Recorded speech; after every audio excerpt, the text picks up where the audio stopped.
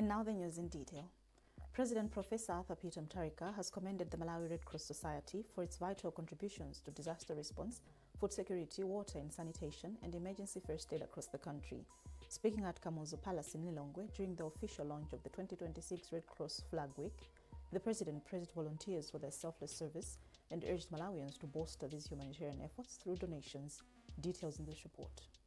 Speaking during the official launch of this year's Red Cross Flag Week to mobilize resources for Malawi Red Cross Society operations, President Professor Peter Mutharika paid tribute to Red Cross and Red Crescent volunteers, describing them as dedicated individuals who bring hope and compassion to those in crisis. He noted that their sacrifices, often made at great personal risk, embody the true spirit of humanity and national unity. The President emphasized that the work of humanitarian responses has become increasingly critical in the face of rising global challenges and natural disasters. He therefore stressed the collective responsibility to protect and support those who risk their lives to assist the vulnerable. I want to appeal to, as I said, all Malawians to dip into their pocket as much as they can to see what they can do to help, especially now, these last few years and the future are going to be years of disasters, and we just have to find a way ourselves.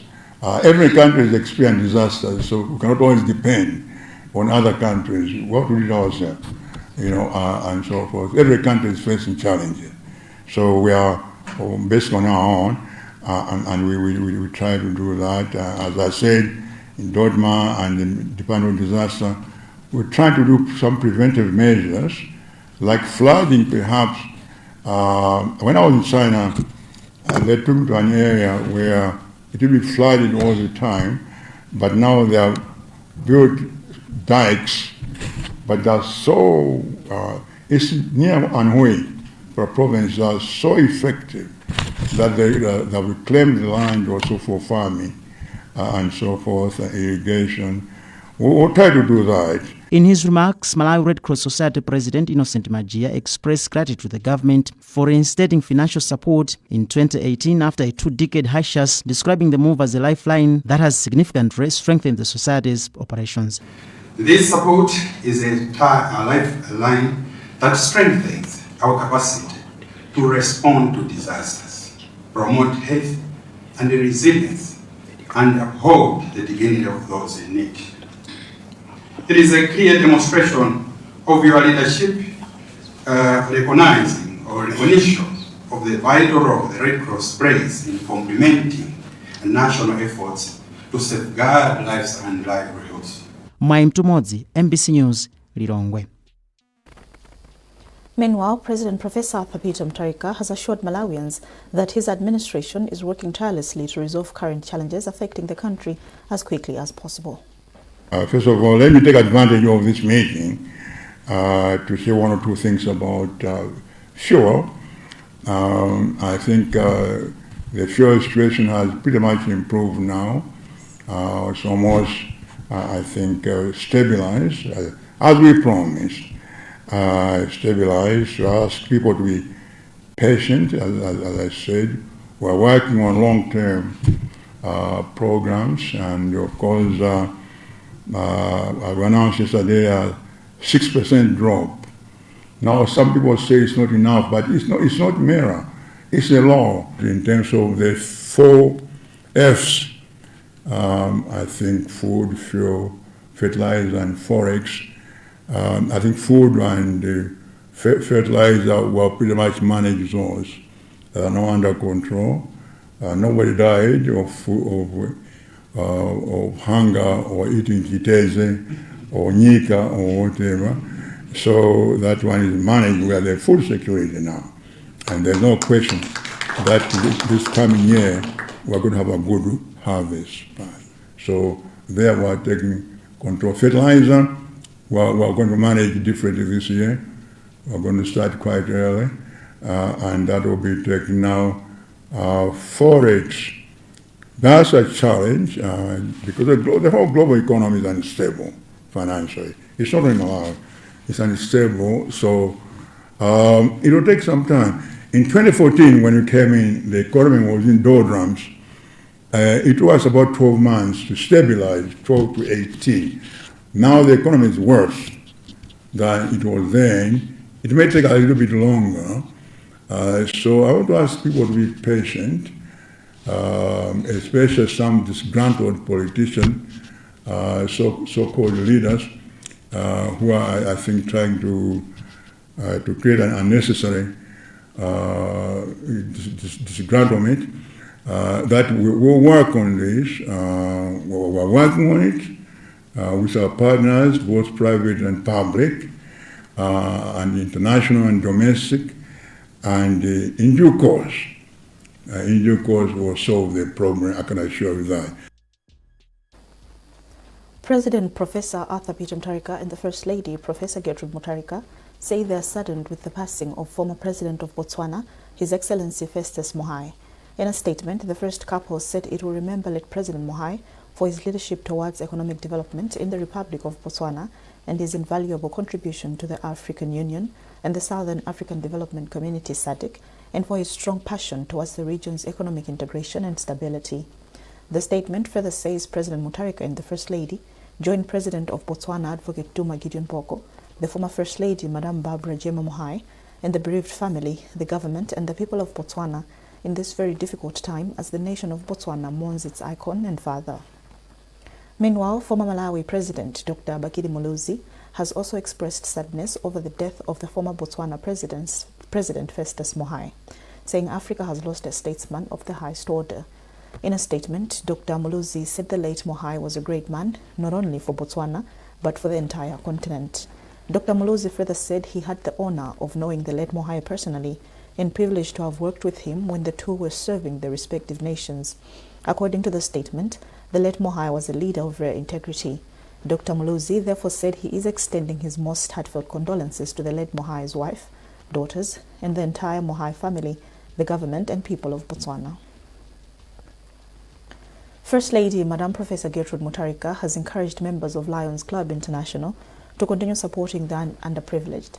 She said this when she officially opened the 2026 Multiple District 412 Convention of Lions Club International in Salima District. Madame Mutharika said the work of Lions Club has a huge impact in areas of service like health, environment and humanitarian. Muai Ntumodzi reports. First Lady, Madame Professor Getrude Mutharika, has described the 2026 Multiple District 412 Convention as more than a meeting, but a sanctuary for leaders in humanitarian service that aims at reflecting on the collective impact to fortify partnerships and to renew sacred vow to community development. Madame Mutharika said the efforts of protecting the environment, empowering the youth, providing urgent disaster relief, and championing humanitarian services do not go unnoticed.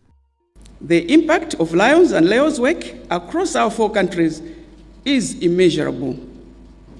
Here in Malawi, the Lions have been a pillar of strength during our darkest hours. We remember your presence during the devastating floods of 2015, 2019, and Cyclone Freddy in 2023. From Cholo and Mulanje to Chikwawa, Kota, and Karonga, you did not just bring aid, you brought hope. Beyond disaster relief, your footprint is marked into the very health of our nation. The significant investments made through Lions site-based hospitals in Blantyre, Zomba, Lilongwe, and Mzuzu have restored the gift of sight to thousands. The theme for this year's convention, Synergy in Service, is both timely and transformative.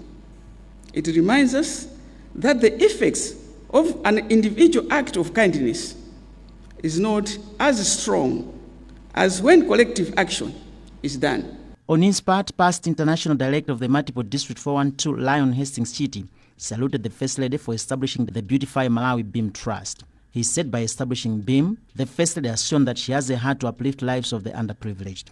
First Lady, with so many duties to perform, you also have a trust that looks after a number of people, the Beauty Malawi Trust. We just congratulate you that already this shows that you have a bigger heart than that of a normal First Lady in this republic. Over 200 delegates from Malawi, Mozambique, Botswana, Zambia, and Zimbabwe are attending the 2026 Multiple District 412 Convention. Muai Mtumodzi, MBC News, Salima. Minister of Foreign Affairs Getrude Chaponda has commended the European Union for supporting Malawi since the establishment of bilateral relations between Malawi and the European bloc. Chaponda made the remarks in Lilongwe when EU celebrated Europe Day and 50th anniversary of relations with Malawi. Details in this report by Isaac Jali. Hundreds of European Union envoys, government officials, civil society and business leaders converged in Area 10 in Lilongwe to celebrate Europe Day, which coincided with 50th anniversary of Malawi-European Union relations. Speaking at the event, Minister of Foreign Affairs Getrude Chaponda thanked the European Union for the support rendered over the 5 decades in areas of development and humanitarian assistance. Chaponda cited infrastructure development such as rehabilitation of the M1 road, supporting Malawi in the energy sector, education, health, connectivity and trade, skills development for the youth, renewable energy, and strengthening good governance. Chaponda observed that all the development support has been in line with Malawi's development aspirations of the Malawi 2063. They have been indeed a friend in need, a friend indeed. We have, over the 50 years, enjoyed developments in almost all sectors, in the field of agriculture, in the field of industrialization, in the field of skills development, name whatever, they have been there. And I must say, is one of the development partners who has not reduced any assistance, and we highly commend it. For his part, European Union Ambassador to Malawi Daniel Aristi said the EU is pleased to have provided transformative support to Malawi over the years. Ambassador Daniel Aristi said after the 50 years milestone, European Union remains firm to continue supporting Malawi. He went on to announce that approval process and discussions are at an advanced stage in Brussels, Belgium, for Europe to give Malawi 143 million euro to support 3 sectors of development, namely secondary education, energy and agriculture value chains. We're also very lucky to celebrate 50 years of partnership between the European Union and Malawi, 5 decades of working together. And one of the things I had the opportunity to share with everyone today is the fact that discussions in Brussels are going very well to approve the next development cooperation package from the European Union to Malawi. We are looking at 143 million euro, divided into 3 main pillars. The first one being support to agricultural value chains, the second one being electricity generation and transmission, and the third one is about support to secondary education and TVET. On the night, European Union member states showcased their culture through food and dance. EU and Malawi established long-standing and cordial partnership in 1976 when Malawi's population was slightly over 5 million. The EU has 27 member states representing 450 million people. Isaac Jali, MBC, Lilongwe. This is MBC News. Welcome back. The Minister of Foreign Affairs and International Cooperation, Dr. Getrude Chaponda, has held an audience the High Commissioner of the Republic of South Africa to Malawi, Her Excellency Mavivi Manzini. During the engagement, Dr. Chaponda expressed disheartenment and concern arising from the distress of Malawians due to the recent wave of xenophobic violence and intimidation in South Africa, particularly in the Eastern Cape, KwaZulu-Natal provinces, and Johannesburg. He inquired measures that the government of Republic of South Africa is currently undertaking to protect foreign African nationals from further attacks and intimidation and restore order. He further inquired of efforts to arrest and prosecute the vigilante groups, including those associated with Operation Dudula.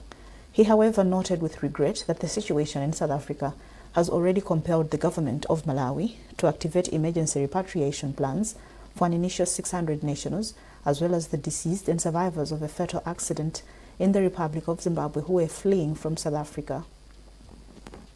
In response, Her Excellency Mavivi Manzini expressed gratitude to Dr. Chaponda for the engagement on the xenophobia attacks. He highlighted the long-standing relations between Malawi and South Africa, spanning back from the time gold was discovered in the country. She highlighted Malawi's contribution to the development of South Africa as part of the long connections between the two countries. She further highlighted that the government of the Republic of South Africa has deployed police officers in demonstration hot points in order to provide protection and restore order. She expressed confidence that those arrested will face the full arm of the law. Her Excellency Mavivi Miakayaka Manzini underscored that the government of the Republic of South Africa is doing everything possible through diplomatic channels to ensure the repatriation is only voluntary and not those that are legally in South Africa. She then committed to transmit the message and concerns raised by the Honourable Minister to the leadership of the country. Maternal depression in Malawi is one of the untold and neglected issues as it hides behind the veil of strong woman smiles. Many women are praised for their strength and endurance, yet they break in silence. In this week's special report, our reporter Margaret Mapando highlights the untold stories of maternal depression from the clinic bench to the bedroom, revealing how grief, fear and silence are shaping motherhood in Malawi. Motherhood is celebrated, but for some women it begins with silence, grief or fear. Doctors call it maternal depression, a mental health condition that affects women during pregnancy and up to a year after birth. It does not only happen after delivery, it can start during pregnancy, after miscarriage or stillbirth, or when the pressure of being a mother feels heavier than joyful. According to health experts, it is treatable, but in cases where it is not attended to, it becomes a chronic mental illness characterized by weight loss due to stress. In some cases, it leads to homicide, then suicide, with a mother killing her baby, then herself. Thousands of women are said to suffer from maternal depression across the globe. In Malawi, however, many women are said to fight maternal depression in silence. They don't know it has a name, can't describe what they're feeling, or even understand why they feel that way. The sadness, the fear, the tears feel like normal motherhood. Linley Jason is a lady residing in Area 23, Lilongwe. She miscarried at 3 months. She says no counseling was offered to her when she got pregnant. The question haunting her now is whether she will ever carry a child. My other worry is that the doctor has told me to wait for about 6 months before trying to get pregnant again.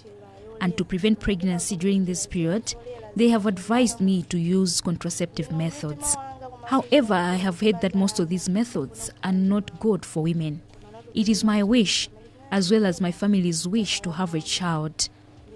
When I was pregnant, I had a miscarriage, and I'm worried that I may not be able to give birth. But loss isn't the only trigger. For some, it's the child they do have. Jamia Samson, who gave birth to her 3rd female child, feels like all is lost because she doesn't have a male child.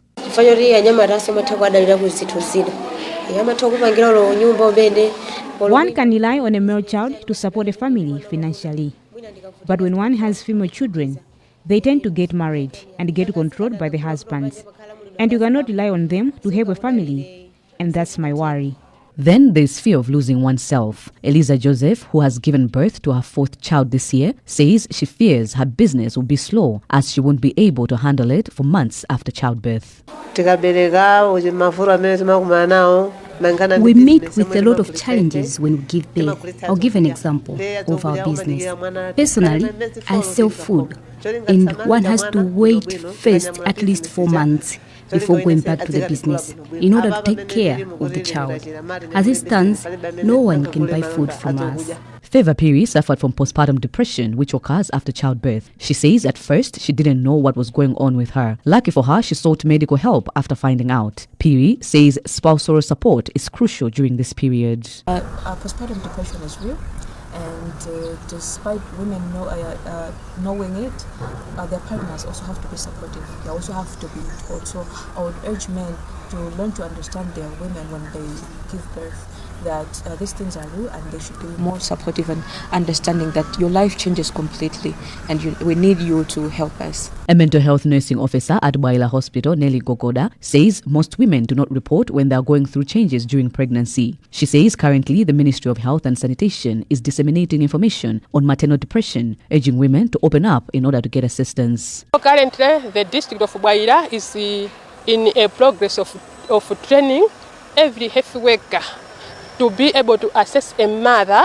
on physical and on mental health. Executive Director of the Malawi Health Equity Network, Mehen George Jobe, acknowledged that the country has made significant progress in maternal health. He, however, says efforts to address mental health still lags behind, as the focus is on physical checks, while maternal mental health gets little attention. We need to strengthen mental health services associated with the antenatal and the postnatal care. That is, before a woman delivers, when she is pregnant, there must be some checks on mental health. If there's anything problem and there's need for psychosocial support, that support must be given by specialists. That should also happen after childbirth. We need, therefore, to train more specialists in maternal mental health who can provide the necessary support. And we also, as a country, both government and development partners need to invest in community-based counseling. From Favor's postpartum tears, to Linley's unanswered questions, to Jamia's grief over a daughter, and Eliza's fear of losing her business, the stories are different, but the silence is the same. The smiles hide it, the silence feeds it. Maternal depression is stealing the joys of motherhood across the country. Health experts say it is time maternal depression gets the much-needed attention. Until then, the question remains, who hears the mother when the baby stops crying? Margaret Mabando, MBC News, Lilongwe. The Ministry of Health and Sanitation says the country has registered significant progress in the fight against malaria. Minister responsible, Mandalisa Valoi, says malaria cases have gone down by 4 million between 2024 and 2025. The minister also highlighted that the country has registered reduction in malaria deaths from 1,629 in 2024 to 623 in 2025. She was speaking in Lilongwe during the commemoration of World Malaria Day. Margaret Mabando reports. The commemoration started with a march from the Reserve Bank of Malawi to the Ministry of Health headquarters. Minister of Health and Sanitation, Mandalisa Valoi, says the significant drop of 4 million cases between 2024 and 2025 reflects the early impact of the Malaria Strategic Plan 2023 to 2030, which is the country's roadmap to eliminate the disease by the end of the decade. She attributed the progress to interventions by government and its partners, such as the provision of malaria vaccines to children under 5, distribution of insecticide-treated mosquito nets, and the widespread establishment of clinics across Malawi. She added that there is need for collective efforts among stakeholders and the country at large in order to continue efforts towards malaria reduction. So we are celebrating the progress that is there, but we are also saying we can do more. Each and every person can take responsibility, for example, by cleaning their environment so that we avoid further breeding of mosquitoes, by making sure that we are sleeping in mosquito nets. As government in 2025, we distributed over 17 million mosquito nets, just to make sure that Malawians are sleeping in mosquito nets. And the president of Malawi is making sure that health of Malawians is put first. World Health Organization representative in Malawi commended the country's progress against malaria, but said despite the decline in the trend, more work still needs to be done. So you can imagine if 30% of the beds in children's wards are taken by children that have malaria, that tells you that the burden is still high. We have to fight malaria. But the good thing is that we have the necessary tools. Director of Program Operations at Save the Children International, Chakufwa Muntali, says the organization is working with the Ministry of Health to expand malaria prevention interventions in schools across the country. We say that all along as a country, we were fighting malaria, targeting the under 5 children. And children in primary schools, they were not really targeted, and they were acting as reservoirs. So with this project is targeting those learners in primary schools, and it has proven to be very, very good. World Malaria Day is commemorated on April 25th every year. The country celebrated the day on 8th May under the theme, Driven to End Malaria, Now We Can, Now We Must. Margaret Mabando, MBC News, Lilongwe. Human Rights Consultative Committee, HRCC, has urged business owners who are closing their shops in protest of the electronic invoicing system, EIS, to start operations, as closing the shops is negatively affecting the economic progress in the country. HRCC Executive Director Robert Nkwezalamba made the remarks at a press briefing in Blantyre. Nkwezalamba explains. We're trying to clear the misconceptions that are there, that EIS is a new form of tax. It's not. It's just a new system that has been designed to help in the collection and efficiency of tax management in the country. Secondly is to explain and speak to the shutdowns that have happened. We we felt short-lived and disappointed on the basis that as HRCC we had led negotiations with the business community and the Malawi Revenue Authority, including getting offers from the Reserve Bank of Malawi to sit with the business community on their concerns regarding Forex. What transpired in our meetings, it was that they support EIS. Their only challenge was to do with the access to Forex, which they were getting it from the alternative market. It was clear that's not the purview of Malawi Revenue Authority, so we had thought we had cleared out the issue of EIS only to learn that they had gone to shut down. We are happy that even after a final meeting with MRI yesterday, there was consensus that was made, and as it turns out, we are proceeding with the rolling out. We are speaking to the need for Malawians to support the system and ensure that they report all fraudsters, those that are behind the leakages and the declaring of VAT, among others. So it is a call to support EIS, but more importantly to ask Malawians to ensure that we collect and pay taxes to bail ourselves from the bondage of depending on debt, because if we're able to collect enough, we'll be able to support our own growth. Well, that item concludes this edition of MBC News. Usaiwala kupanga subscribe ku channel ya AMTV Malawi.